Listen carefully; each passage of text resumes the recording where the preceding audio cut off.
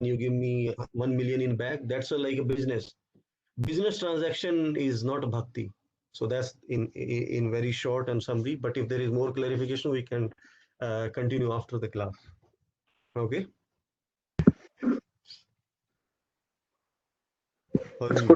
So let's get on to our Bhagavad Gita reading. Before we start, like usual, we'll chant the prayers. Om Ajnanatimirandasya Jnananjana Shalakaya Chakshurunmilitam Yena Tasmai Shri Guruve Namah.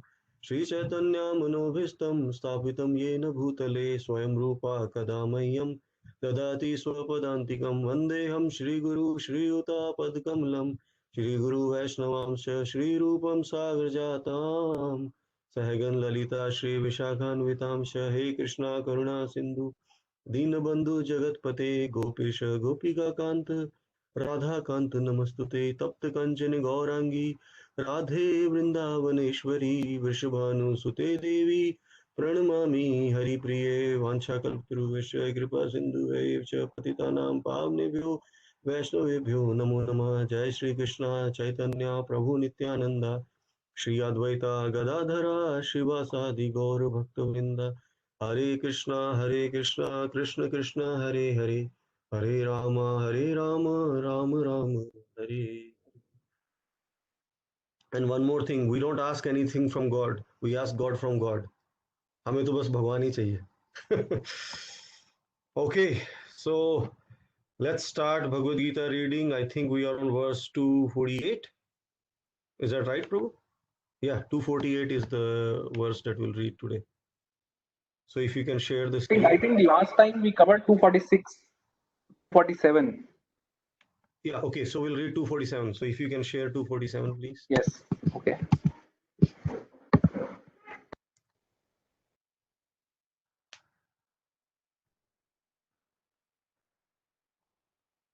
Very nice. This is like very famous verse. Thanks to B.R. Chopra from Mahabharata serial. This verse almost every Indian at least knows. Karmanyavadhikaraste ma phaleshu kadachana ma karma phal heturbhur mate sangasto akarmani.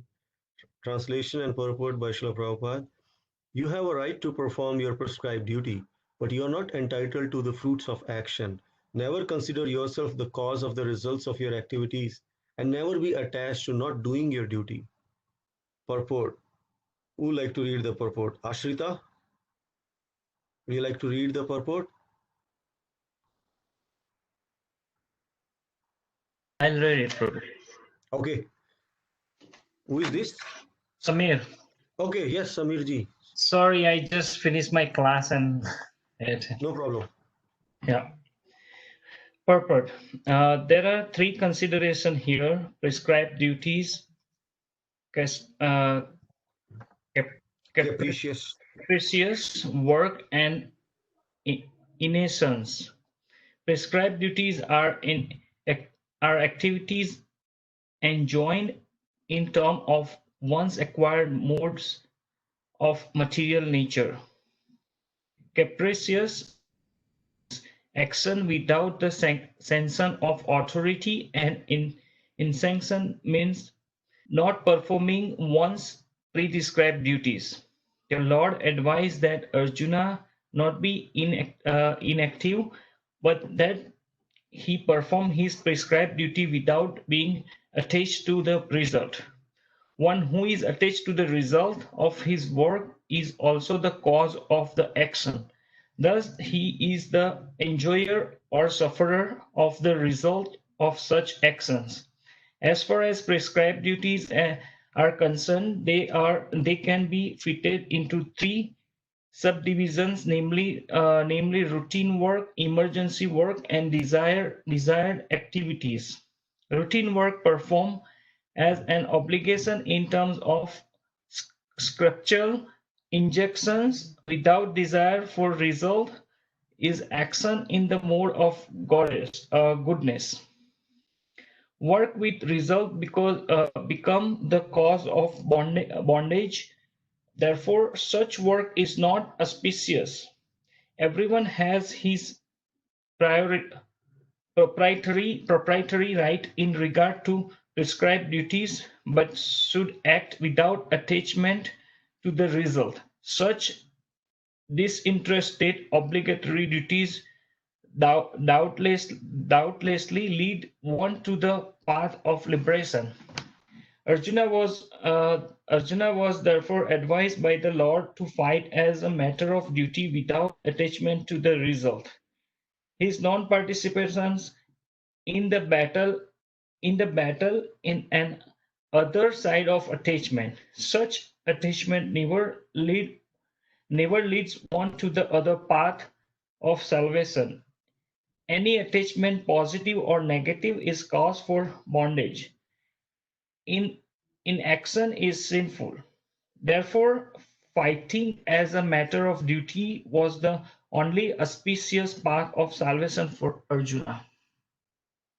Hare Krishna, Prabhu. Thank you, Prabhuji.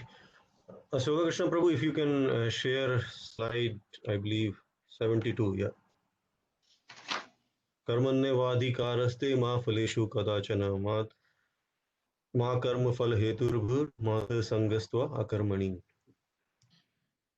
So here, this is like a very famous verse, as I said. You have a right to perform your prescribed duty, but you are not entitled to the fruits of action. Never consider yourself the cause of results of your activities, and never be attached to not doing your duty. Generally, people say is like in Hindi, just or like in English, I'll say, just do your work, right? Just do your work.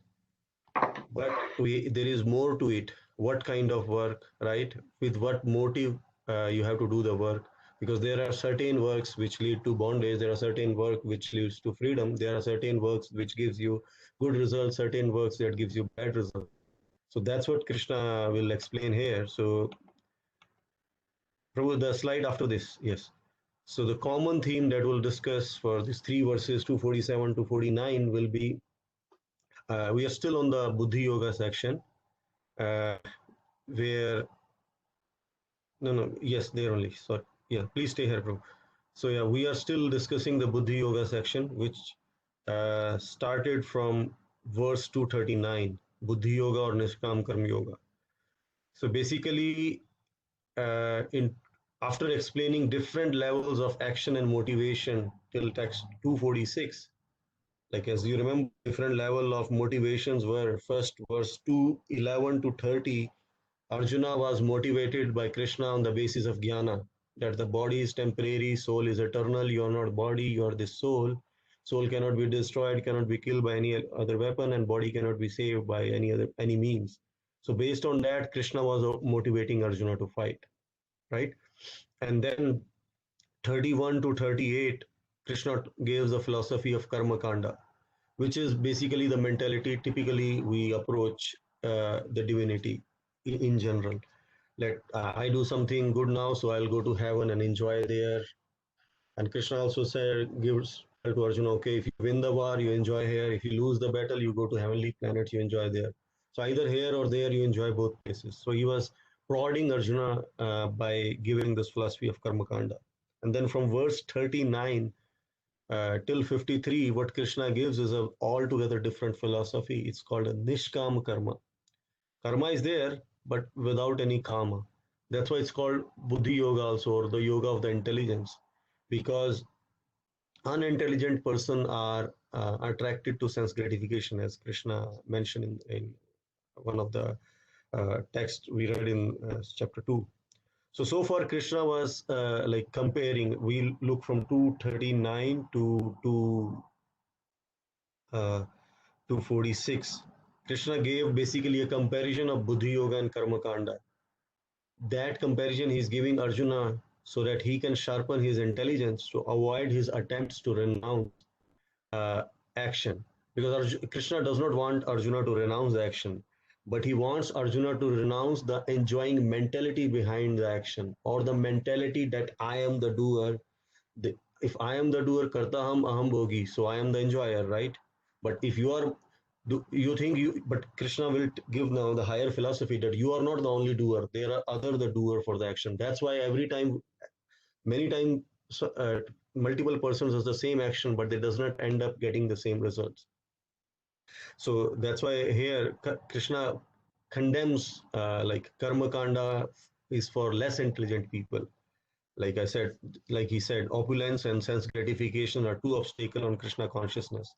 And then last 246 verse we said how Sankirtan Yagya or Krishna consciousness fulfill purpose of the Vedas, which is to know God and to love the God.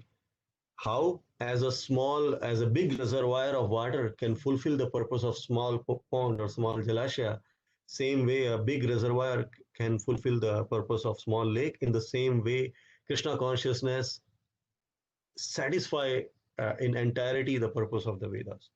So now Krishna is talking about specific level of action for Arjuna in text 247 to 49 per his Varnashrama. Now in Varnashrama system, Arjuna is a Kshatriya, right? And for a Kshatriya, the main duty is to protect the citizen from Shata or from what is Hani? From to protect the citizen, you can say, yeah, right? To protect them being cheated, to protect them being looted. That's one of the main duty. And for that, if he has to raise the weapon, Kshatriya will do that. And also to protect the attack from outsider in his kingdom and to make sure law and order is taking place in his kingdom.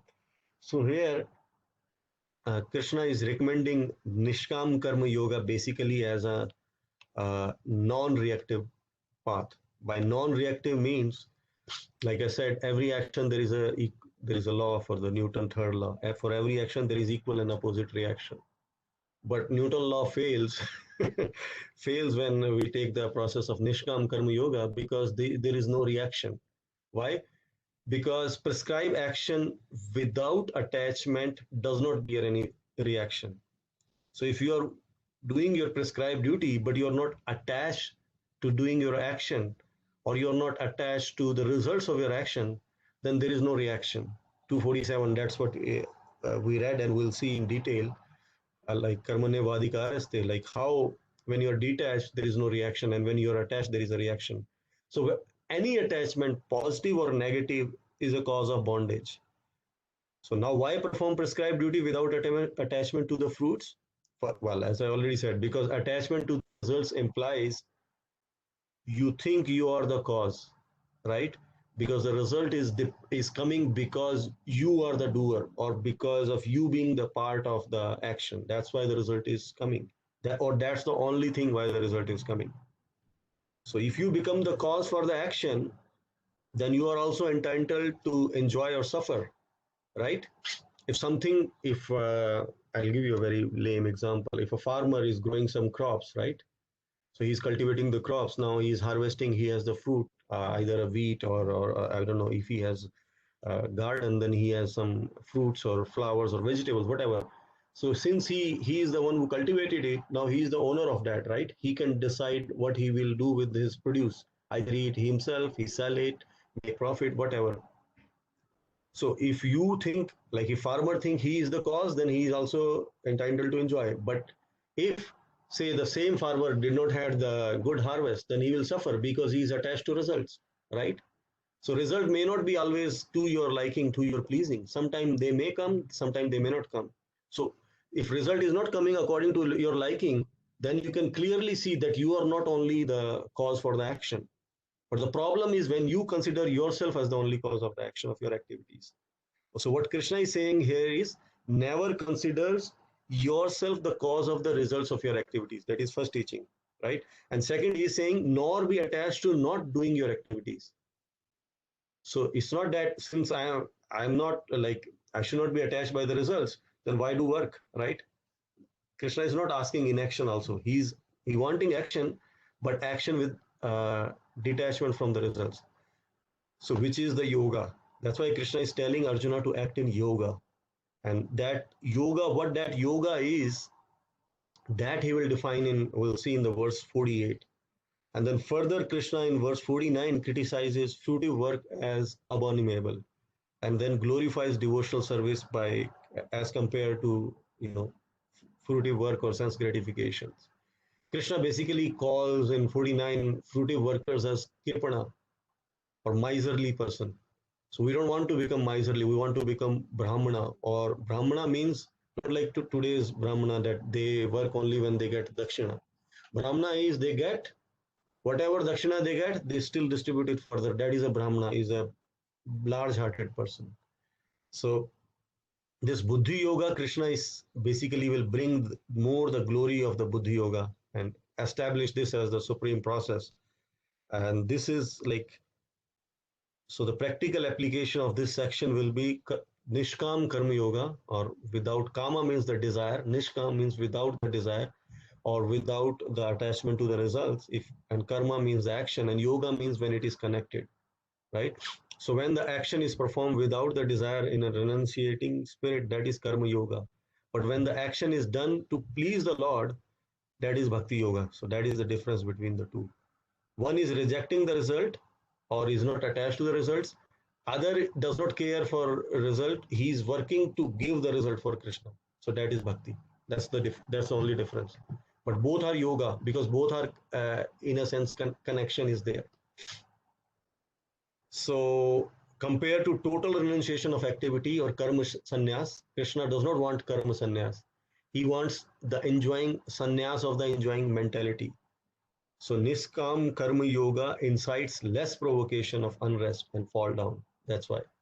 Because if you are too much attached, then there will be, mind will not be focused. Like if you remember the verse, Vyavsatmika Buddhi Eke Hakurunandana. Krishna says for this path, you have to do Vyavsatmika Buddhi, one-pointed intelligence, one-pointed aim.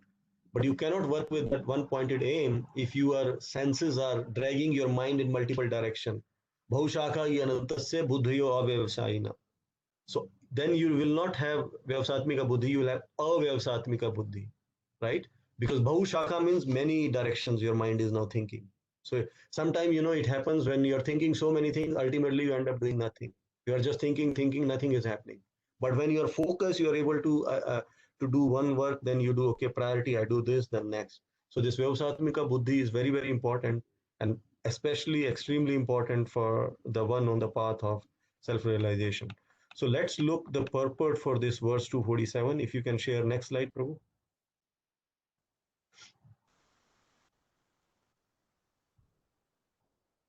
Yeah. So here in the purport, Prabhupada mentioned three kinds of works, right? Prescribed work, prescribed in the scripture according to your varna and ashrama. Like there, it's not that everybody can do anybody's act. Like you have to do action according to where in varna and ashrama you are situated. Jiska kaam usi ko saje, duja kare to danda baje. So what that does mean is, if you are trained, if you are qualified for certain action, you better do that rather than doing something which you are not trained, you have no knowledge, and you don't want to create chaos over there. So one has to do prescribed duty as per varna and ashrama, as per his training, as per his nature, as per his mentality, in short, for today's context. And then there are another kind of work which is called capricious work. Capricious work, as the name capricious itself says, like it's action, like which you do in stealing, in hiding, or in a sense, it's an action which is not sanctioned by the authorities. So prescribed action is sanctioned by the authorities according to your varna and ashrama. But when you do any action without sanction by the authority, like some people, they like to earn money by stealing or by cheating others. So this is not prescribed. This is capricious work. So capricious work give you bad reaction. And inaction means, okay, some people are so afraid, okay, if I do good, I get good reaction, I do bad, I get bad reaction, but still I'm getting a reaction. Like Newton third law is acting on me. So I will not do any work. But that also is not possible because it's not, work is not only, just a physical mechanism, it's also your mentality. You may not be physically working, but in your mind you may be working. You may be contemplating on so many X, Y, Z things. Like mind, you may be committing so many sinful action. So very careful. So inaction is not the solution. And then further, Krishna in the purport, Srila Prabhupada mentioned three kind of prescribed duties. Like we saw, prescribe is the duties that we are supposed to do, and in this prescribe there is further three division. Capricious work and inaction is not possible for us. There is nobody who can stay inactive. That's very clear, because if we are inactive physically, the mind is always thinking, right? We have 80,000 desires every day, according to scientists. So not possible. Three kind of prescribed duties are routine duties, emergency duty, and desire duties, right? So routine duty is like, as an obligation to the scriptures, that this is duty according to my varna and ashrama. I do it just for sake of doing it, without being attached to the results, in whichever mode I'm situated. If I'm in mode of goodness, I have certain duties. In passion, I have certain duties. In ignorance, I have certain duties. For example, the brahmanas, they are supposed to be in the mode of goodness. They have certain duties of reading the scriptures and enlightening the general populace about the swadharma, about the process of self-realization, and tell them about the ultimate goal of life. That's the duty of brahmanas.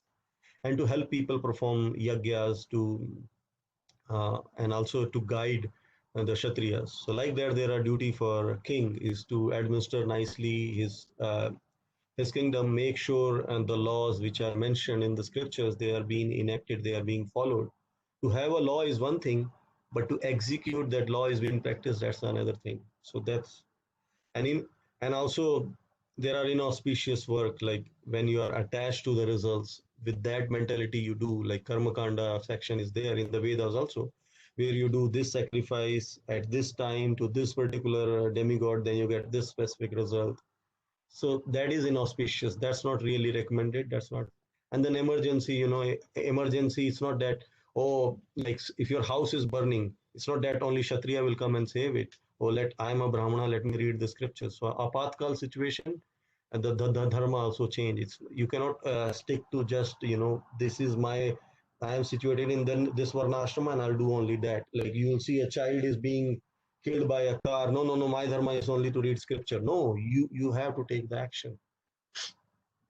It may be his karma, but it's your dharma, right? So one has to be intelligent, not become, not excuse, not give the excuse on the name of scripture for escaping your prescribed duty. So you have to be very, very careful.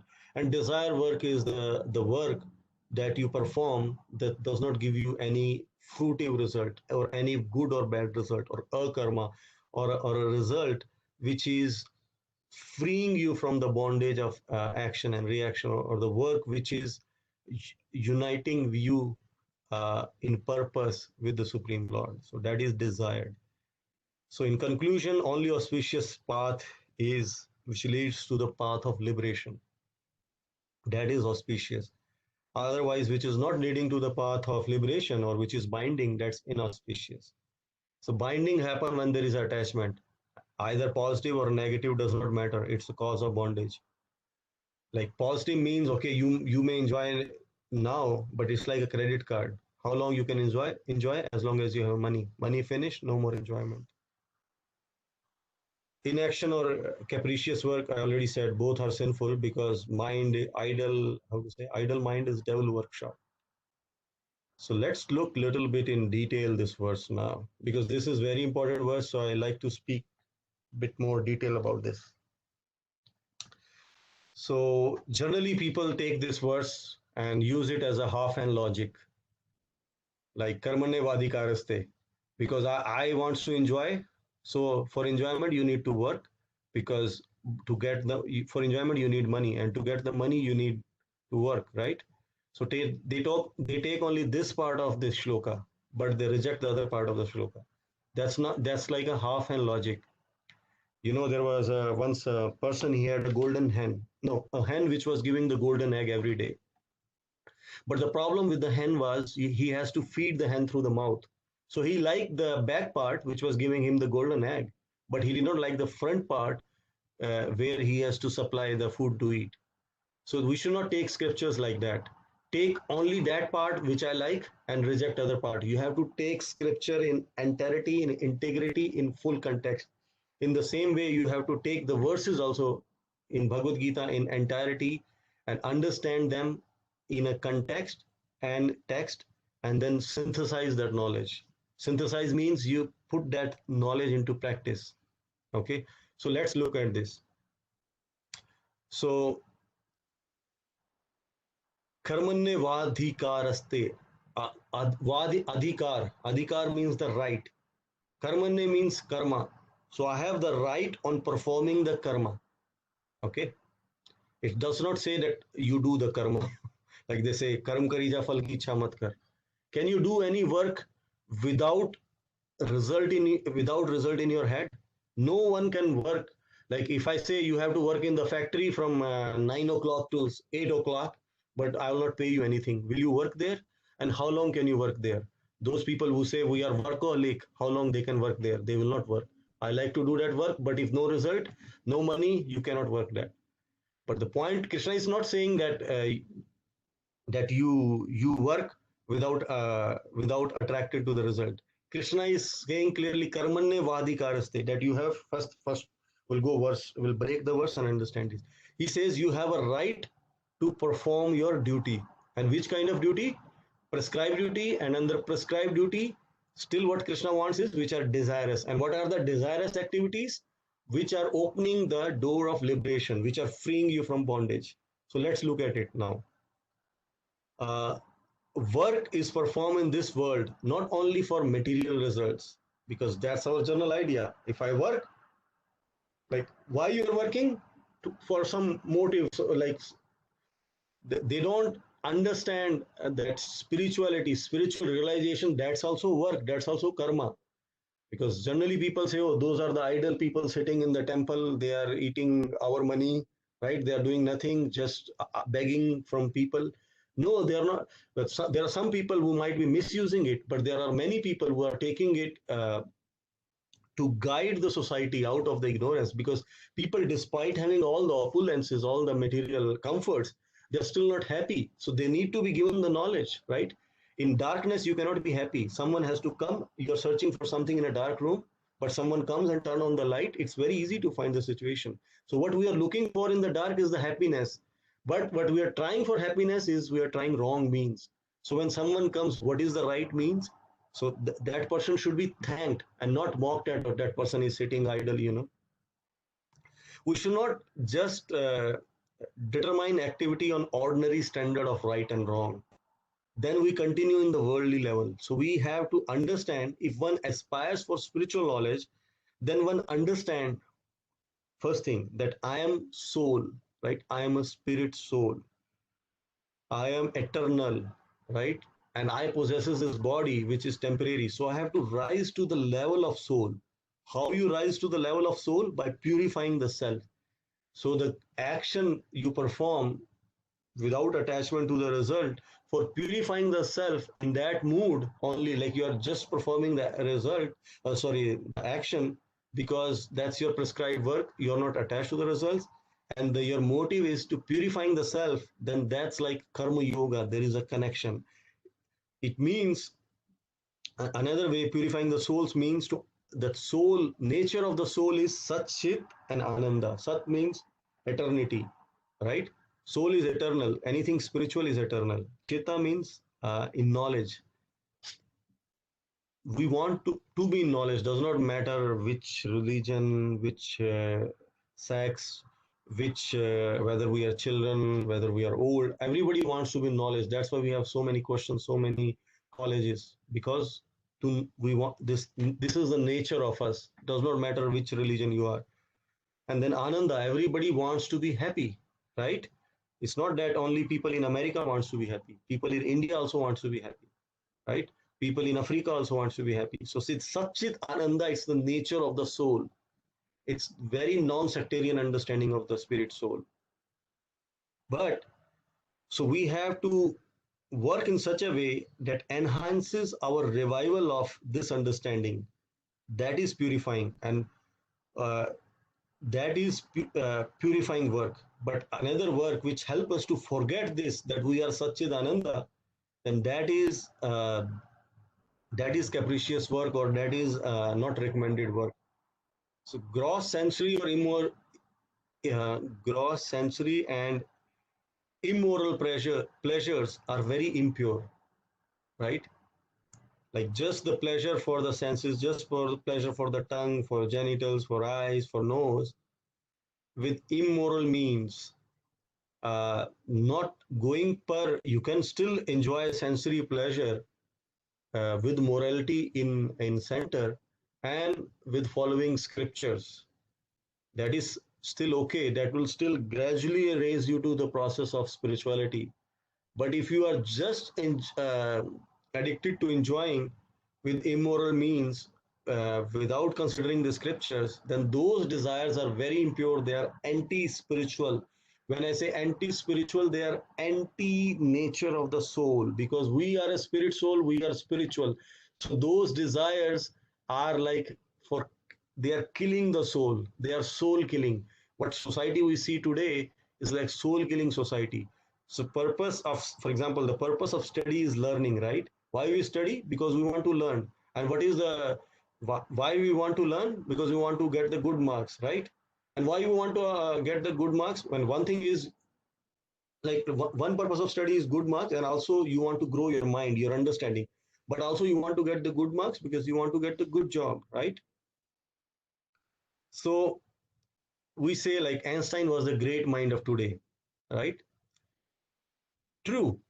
Mind also means the faculty of deep thought. He was a great thinker. He could give something, he could think something which ordinary person could not thinking. So, so yeah, I can say that studying, you can develop your thinking capacity, how to think, your reasoning capacity, right?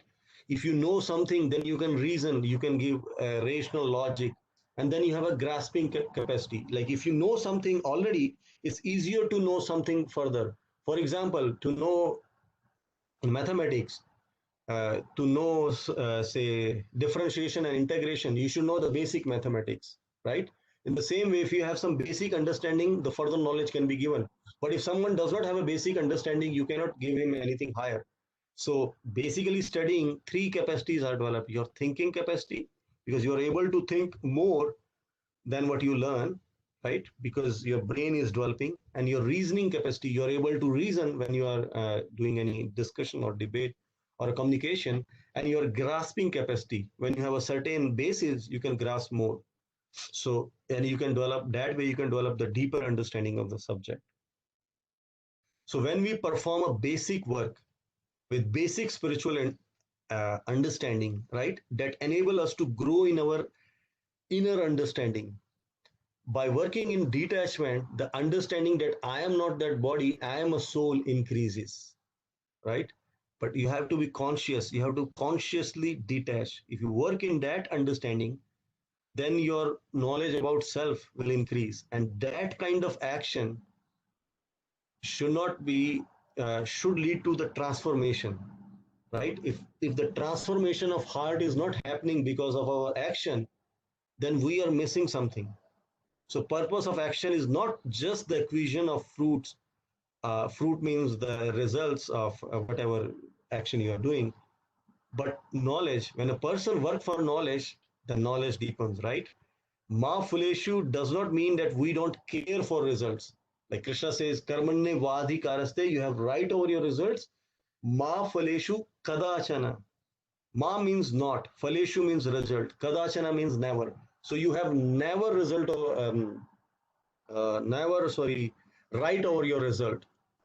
So you have right over your action, but result you have never right. So if result I have not right, then why I should be bothered? Either I get a good result or a bad result. Let that be the faculty of Krishna. To work is my faculty, and to give result is the faculty of Krishna. So let Krishna take headache of what is the result, good or bad, and let me take headache for doing my action nicely according to my varna and according to my ashrama. And then I don't care if I understand Bhagavad Gita or not. We should not say like that. Cook can't say whether my, I will cook. Does not matter whether food is good or not, right? So you have to be conscious also. Like when you are cook, the result, you should do your work to your best capacity so the results comes good. So that should cook also when he's cooking. He should think that the food should come nice so that it can be offered to the Lord or it can be feed to the family. So his consciousness should be right in that sense, do to his best capacity his action. But what come ultimately, food, That is not in our outcome is the food, whether it's tasting good or bad, that's not in our hand. Leave that to the Krishna. But from his side, he endeavor his best. If you are a doctor, become best doctor. If you are an engineer, become best engineer. If you are an accountant, become best accountant. Do your duty diligently, right? But do with this mentality that results are not in my hand. That is Krishna's department. So we do our duty only for purification and illumination, not for the result, right? Because result is not our department. By hearing, we want to become pure by internalizing the Bhagavad Gita. Our primary activity is to please Krishna. Krishna is not pleased by our results, but by our endeavors, right? Like we have a famous example how when these monkeys were building the bridge for Lord Ram and Hanumanji was picking big, big stones. So if you see the result, Hanuman is doing very big work. Hanuman was very powerful. And there was a small squirrel. She was taking small pebbles and, helping them to build the bridge. And Hanuman is saying, oh, get aside, let me do my job. But Lord Ram interferes. No, it's not the result that matters to me. It matters to me how hard, how sincerely your endeavor. So Krishna is Bhava Grahi Janardhan. He sees your motive behind your action. You may not be big, you may not be able to achieve big. Krishna knows that. Krishna knows our weakness. Krishna knows our inabilities. But Krishna also sees how sincere we are in our action, in our work, how sincerely we are trying to please him. So if we do our service wholeheartedly, even if the result does not come, Krishna is still pleased. And if we are not doing our service sincerely, even if the result comes, Krishna may not be pleased. So highest is I do the action to please Krishna. Result, I don't care, right?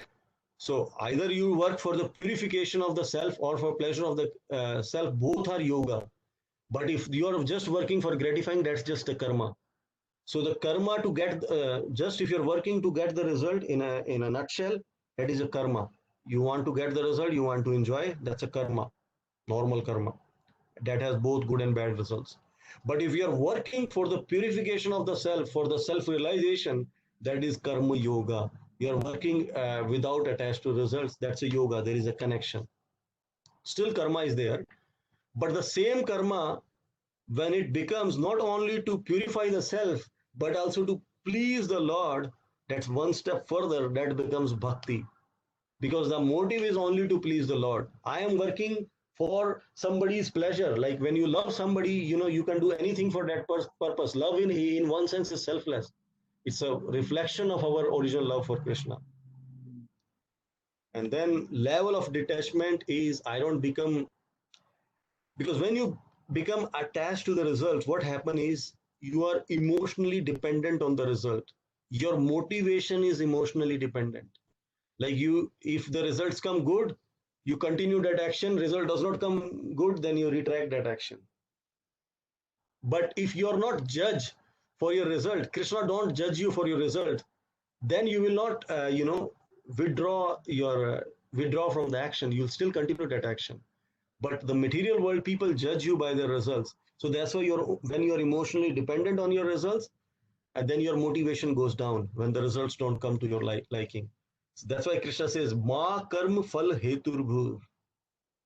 Right? Do not think yourself the cause of the result, right?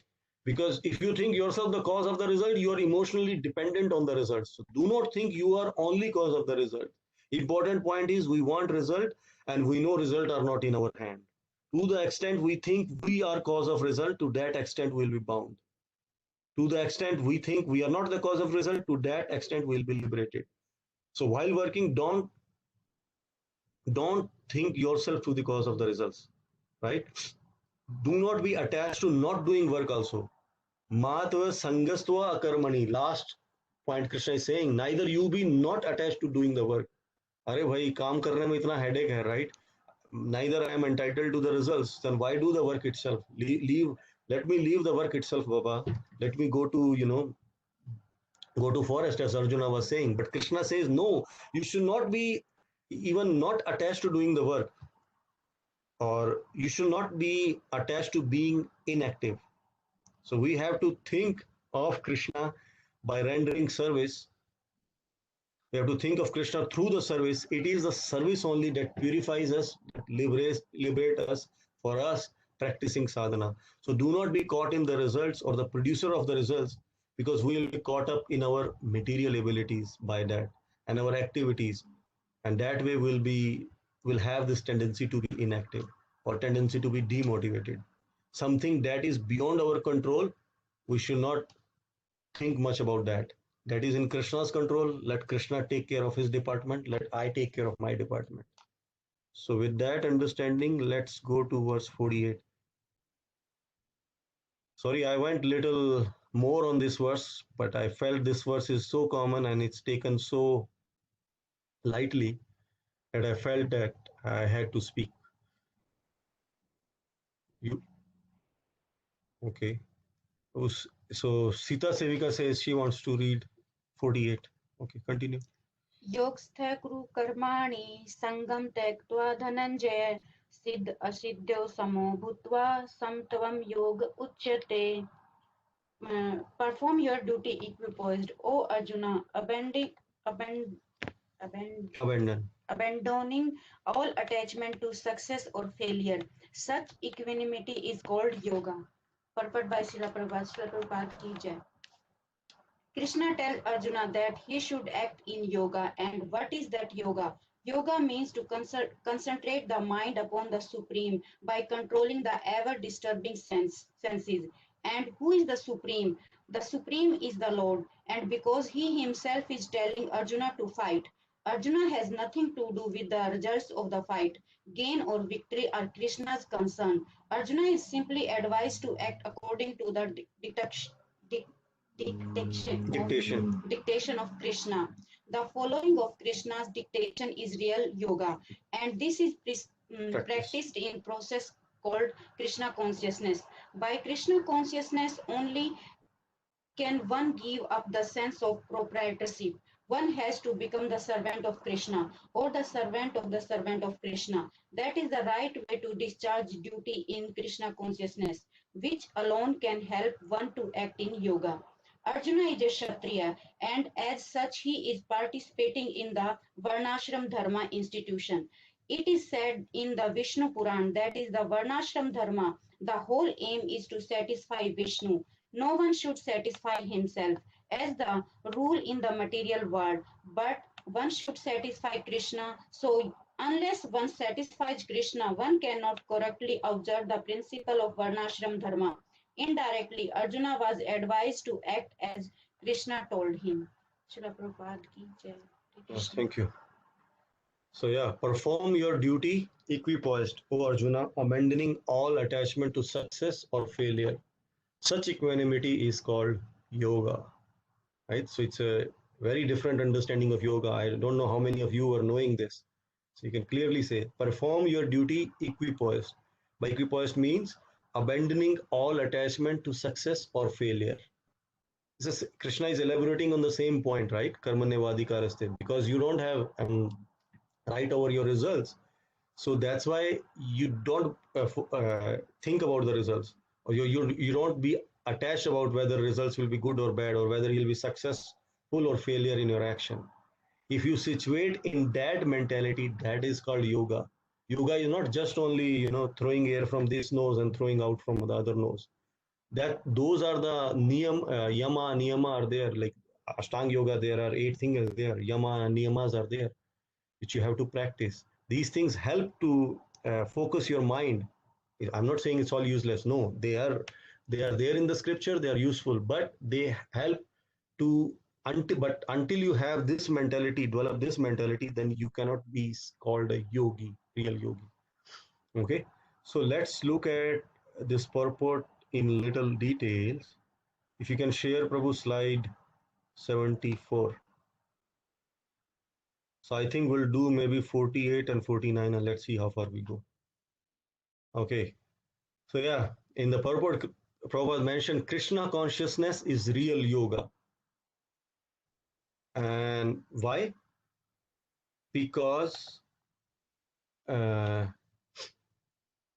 the translation, Prabhupada says to perform the duty equipoised, right? Equipoised means without attached to success or failure. That is real yoga. But in the purport, he has given slightly different understanding, is to concentrate mind on Supreme by controlling ever disturbed senses. That is yoga. So concentrate mind on the Lord. That's one definition, right? By controlling your disturbed senses. And another definition is when your mind is equipoised, it's not affected by success or failure, good or bad. That's a yoga. And yogastha, Krishna is using the word like in this purport, like yogastha, right? Yogastha kuru karmani. Become situated in yoga. I already described what is yoga, real yoga. So when you situate in that, that is called yogastha. So here, following of Krishna's dictation actually is the real yoga, because that by following Krishna's dictation, you can concentrate the mind on Krishna, you can have your mind equipoised, and by following Krishna's dictation also means that you give up your sense of proprietorship. You understand you are not the proprietor, but Krishna is the proprietor. Krishna says in Bhagavad Gita, Bhokta Ram Yagya Tapsam Sarvaloka Maheshwaram. So that you have to understand. The original Bhokta is Krishna. Sarvaloka Maheshwaram. He is not the Ishvara of this loka or these earthly planets or this earth. He is the Sarvalok, all the loka, all the planetary system, he is the master. That you have to understand. If you think in that way, that is the consciousness. That consciousness is a Krishna consciousness. When you understand yourself as the servant of that Supreme Lord, that mentality is, so as a duty of the servant is to please the master. In the same way, our duty is to perform our action so that we can please the Lord. You're seeing the connection, all these words, I'm just, it's like coming, boiling down to the same point, is to satisfy the Lord. Like Tasmin Tushte, Jagat Tushta. If the Krishna is satisfied, everybody else is satisfied. Sometimes people say, oh, I have to worship this demigod. There are 33 crore Devi Devtas. You don't have your lifetime to even offer your obeisances to them. You just live for 100 years. And these Kali Yuga, even not only that many years. And then you have your job, you have to sleep, your family, you know, it's not possible.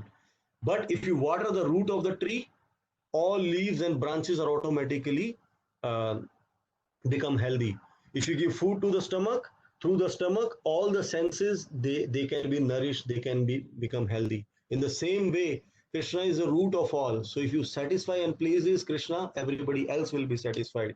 There is a famous example of, you know, Pandavas when they were in the forest, and the Draupadi was given the Akshay Patra. Nowadays, all of you are famous of this Akshay. Akshay means something which finishes, and Akshay means which never finishes.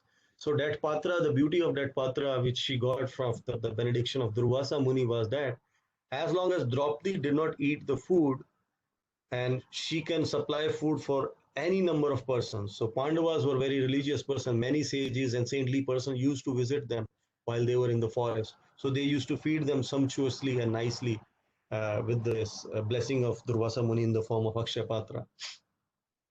So once what happened, like Draupadi has eaten the food, so there was nothing left in the Akshay Patra.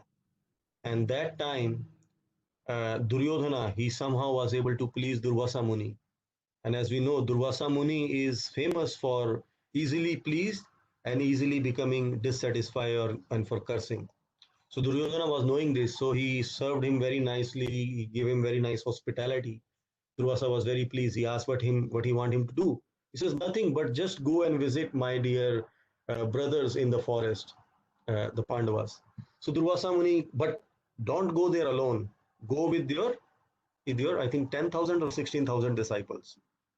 So he went there with so many people, and he asked them to go at a certain time, and he was aware of that when Draupadi will finish, I will send them at that time. So that way, for that particular day, they will not be able to feed these Brahmanas.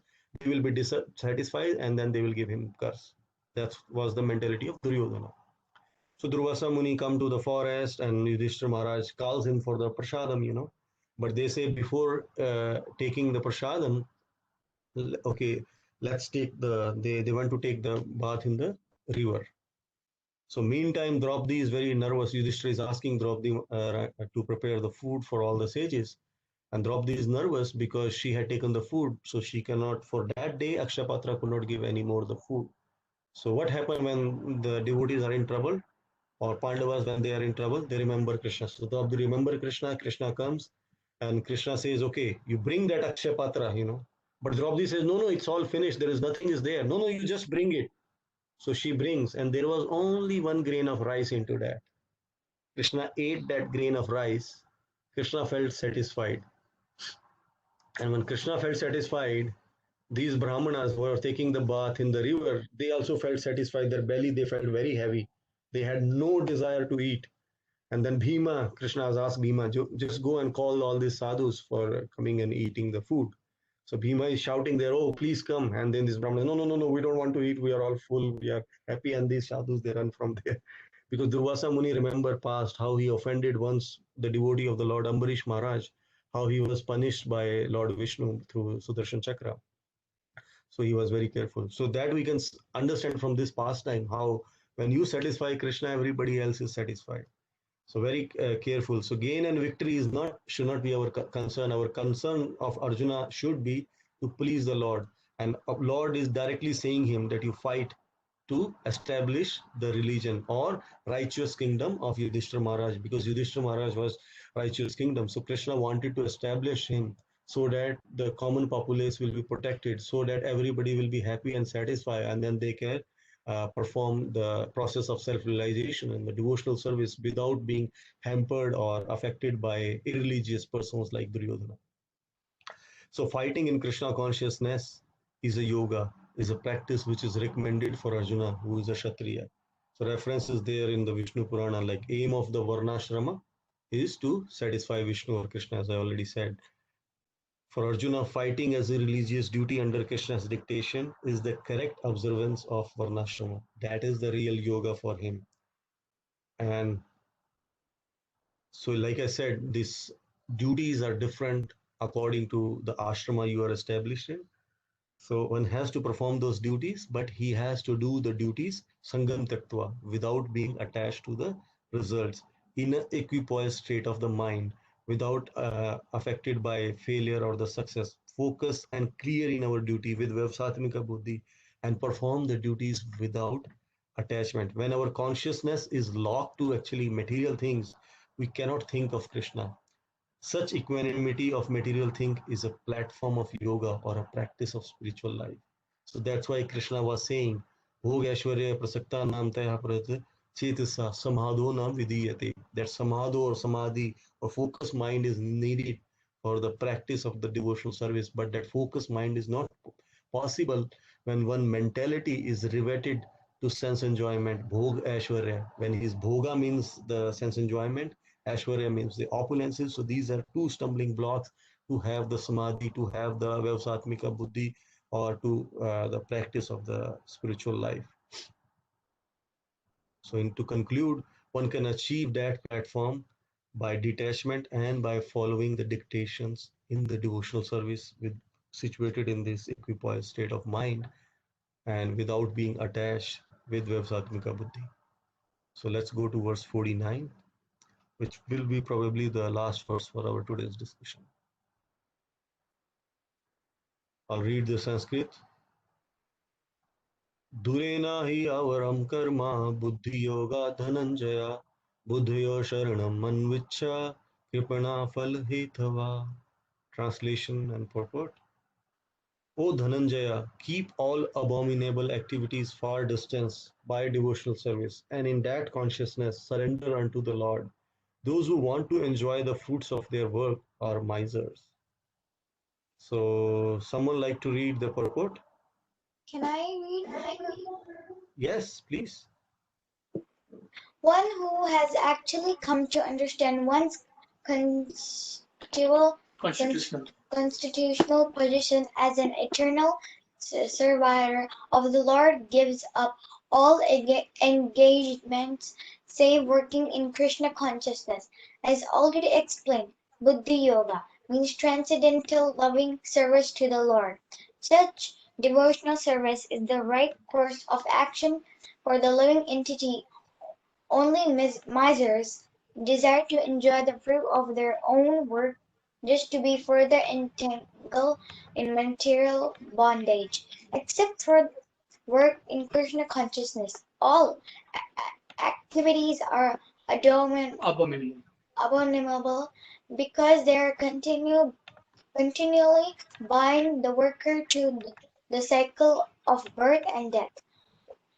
One should therefore never desire to be the cause of work.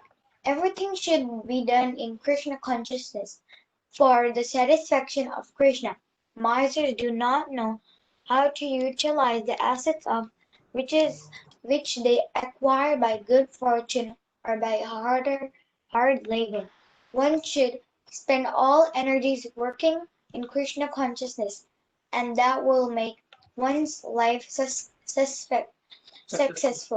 Like misers, unfortunate persons do not employ their human energy in the service of the Lord.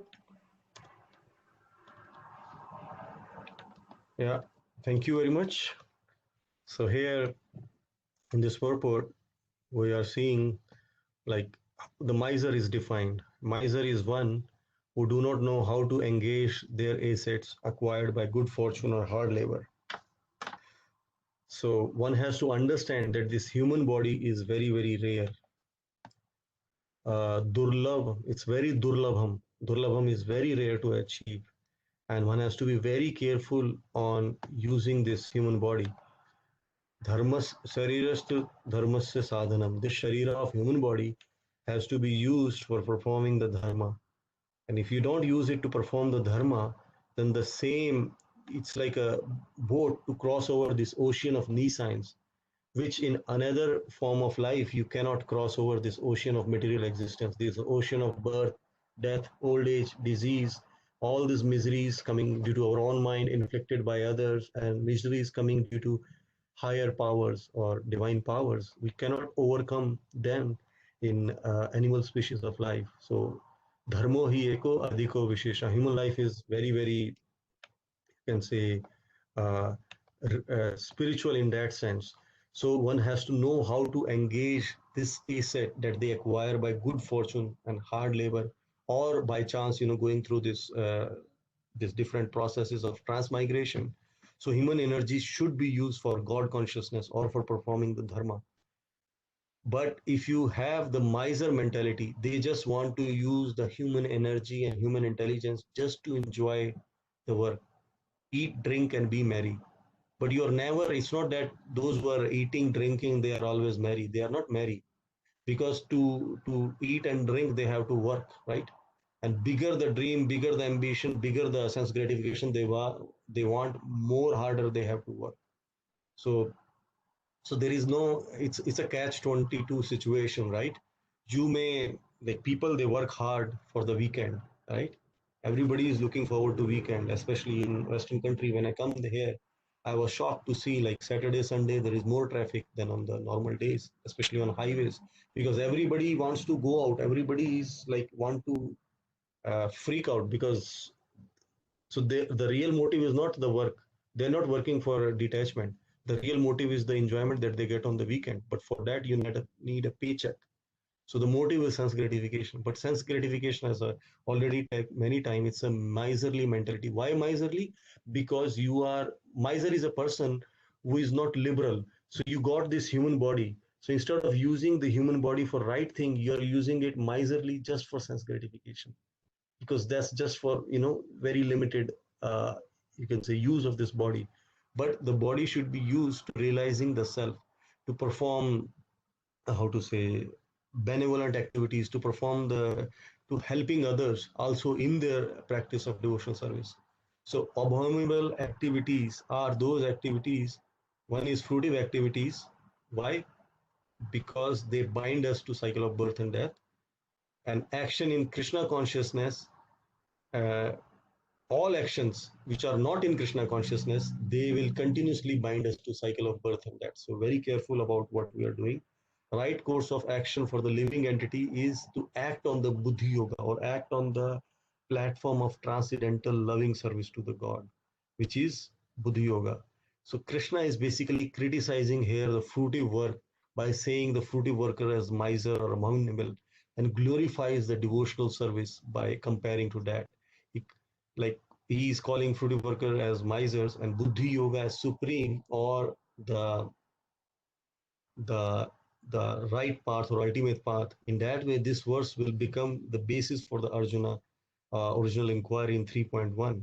So here, Krishna is saying the theme of this verse basically is reject all abominable actions and act in Buddhi Yoga. What are abominable action? I already said the action of enjoying mentality or action of karma kanda or all that. Arjuna is saying give up that, because previous section Krishna was encouraging Arjuna on karma kanda section, but now is Arjuna is Krishna is recommending Arjuna to keep all abominable actions out, fruitive actions, far distance from devotional service, and surrender unto Lord. This is like where Krishna is taking Arjuna now on higher level, one step higher towards his path of the self-realization. Or so, by keeping abominable actions away, perform the Buddhi Yoga, and by taking refuge in the this understanding that I am the spirit soul, I am eternal. So if I am eternal and I am spirit soul, I have to perform the work that revive this consciousness rather than performing abominable action, which you can say, which covers this consciousness. Because if you have this enjoying mentality, then you cannot have, like I said, samadhi or the fixed state of mind, because that's a miserly mentality, or enjoying mentality is a narrow minded, because they're closed conception. They just wanted to limit it to me and mine. I want all this for me and mine. But liberal Brahmanas are liberal. They don't want only for me, mine, but they also want to, first, they want themselves to realize self. They want to really experience the bliss of the process of Bhakti Yoga or Buddhi Yoga. And they also want to share this process. Once you get something good, they like to share it. So that's why we have to become Brahmana or practice the Buddhi Yoga by becoming liberal, not being miser and just being narrow minded and close in our consciousness, by keeping abominable activities away, far distance, and taking the process of Bhakti Yoga. So with that, I will conclude today's section, already 5:21. If there is any question, we can take that. There's no point starting another verse. The 50, 51, 52, we'll do them together.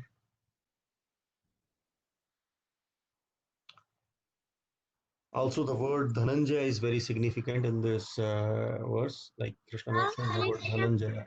Dhana means the wealth, and Jaya means the conqueror. So Arjuna is called conqueror of the wealth, because once Arjuna was, not Arjuna, Yudhishthira was Maharaj Yudhishthira was performing Rajsuya sacrifice. For that, a lot of wealth was needed, and Arjuna went and collected this wealth.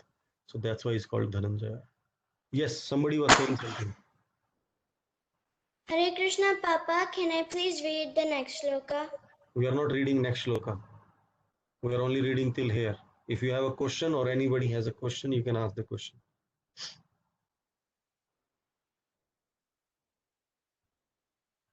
No question, all clear? Then what we do? We read a shloka, one shlok. Yes. Prabhuji, what we can do, if no question, then we started that thing where one family introduces themselves, right? We can. Yes. Can yes. be. Point. Yeah, we can do that. Maybe today. Yeah, one more family can introduce at least today. So last time it was Lakshmi Mataji and Murti Prabhu. They introduced themselves. This week, who would like to volunteer? So it's been around 3 months we are discussing. Let's not be shy. Please turn on your video so we can see you. We understand who we are. Let's be more personal, right? Because devotional service is a personal process. There is no impersonality. So please introduce yourself. So who would like to introduce? Shall I throw the ball, or you like to take the ball yourself? I can go ahead. Okay, please, Anupama ji. So just tell about your name and then where you are located. Sure. And what's your profession and why, how do you feel about the course, or in general, if you want to say whatever. Sure. So Hare Krishna, everyone. My name is Anupama, and I'm joining